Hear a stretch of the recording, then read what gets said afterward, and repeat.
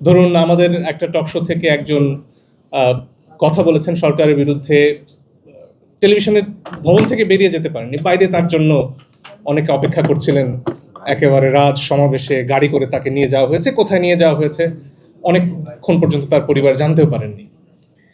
বিচার বিভাগের কথা যখন আমরা বলি, এই যে দিনের পর দিন বেগম খালেদা জিয়াকে যেই মামলায় যে কেউ জামিন পাবেন, সেখানে তিনি একজন অসুস্থ বয়স্ক ভদ্রমহিলা, তাকে জামিন দেওয়া হয়নি, এবং যে বিচারপতি জামিন দিয়েছিলেন তাকে ভীষণভাবে তিরস্কার করা হয়েছিল রাষ্ট্রের সর্বোচ্চ পর্যায় থেকে। তো সেই বিচার বিভাগ স্বাধীন করার জন্য কত কথা বলেছেন বিএনপির নেতারা, দিনের পর দিন বলেছেন। সেখানে বহু পুরনো রায় আছে, মাজহার হোসেন মামলার রায়, যেখানে বারবার বলা হয়েছে বিচার বিভাগকে কিভাবে স্বাধীন করতে হবে।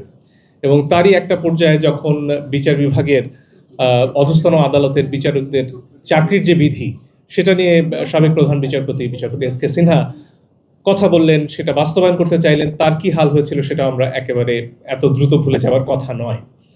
তো সেই যখন অবস্থা, সেখানে এত বছর পরে, এত লড়াইয়ের পরে একটা বিচার বিভাগের সচিবালয় হলো, সেটা কাজ শুরু করলো, প্রথম সচিব নিযুক্ত হলেন, সেখানে এসে সেই আইনটা এখন বলা হচ্ছে সেই অধ্যাদেশটা আর অনেক নাকি যাচাই বাছাই করতে হবে। অনেক কিছু যাচাই বাছাই প্রয়োজন হয়নি, যেমন ধরুন স্থানীয় সরকার নিয়ে যে 4টি অধ্যাদেশ হলো, 98টির মধ্যে সেগুলো থেকে গেছে একেবারে অবিকলভাবে, যেখানে সরকারকে অসীম ক্ষমতা দেওয়া হয়েছে একজন নির্বাচিত জনপ্রতিনিধিকে সরিয়ে দেওয়ার জন্য। সেটার কিন্তু কোনো পরিবর্তন হয়নি, সেটার যাচাই বাছাইয়ের একদম প্রয়োজন মনে করেননি আমাদের বর্তমান সরকারি দলের সংসদ সদস্যরা। কিন্তু যেখানে বিচার বিভাগ স্বাধীন করা হয়েছে, সেটা নিয়ে নাকি বিস্তর গবেষণা এখনো বাকি রয়ে গেছে, এবং সেই গবেষণা আমাদের আশঙ্কা 5 বছর অনায়াসে চলতে পারে। যদিও তারা এসে বলছেন যে না, এগুলো খুব দ্রুত হয়ে যাবে, এত সময় লাগবে না, তো আমরা অনেক ভাববো বিষয়গুলো নিয়ে। এখন কথা হচ্ছে, আপনারা ভাবুন না, একটা আইন পাশ হয়ে গেলে সেটা তো অমোঘ কোনো দলিল নয়। আপনারা সংসদে রয়েছেন, আপনারা সংবিধান একদিনে পরিবর্তন করতে পারেন।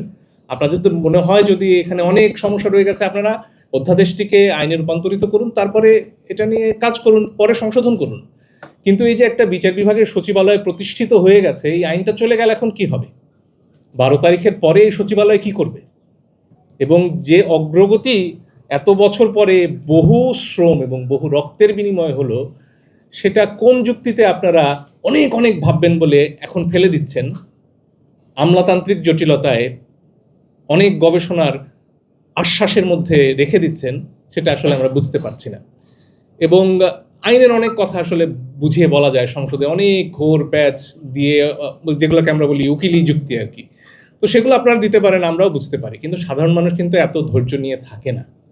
তারা আশা করে একটা স্বাধীন বিচার বিভাগ থাকবে, তারা আশা করে মানুষ গুম হয়ে যাবে না।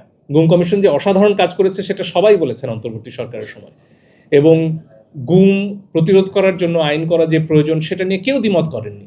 তাহলে এখন এসে হঠাৎ এত গবেষণার কেন প্রয়োজন পড়বে, সেটা আমরা বুঝতে পারছি না, এবং জনগণকে বোকা ভাববার কোনো কারণ নেই। তাই আপনারা যে ম্যান্ডেট নিয়ে এসেছেন, সাধারণ মানুষ যে ভোট দিয়েছে, সেটার কথা সরকার মনে রাখবে, আমরা এটাই প্রত্যাশা করি।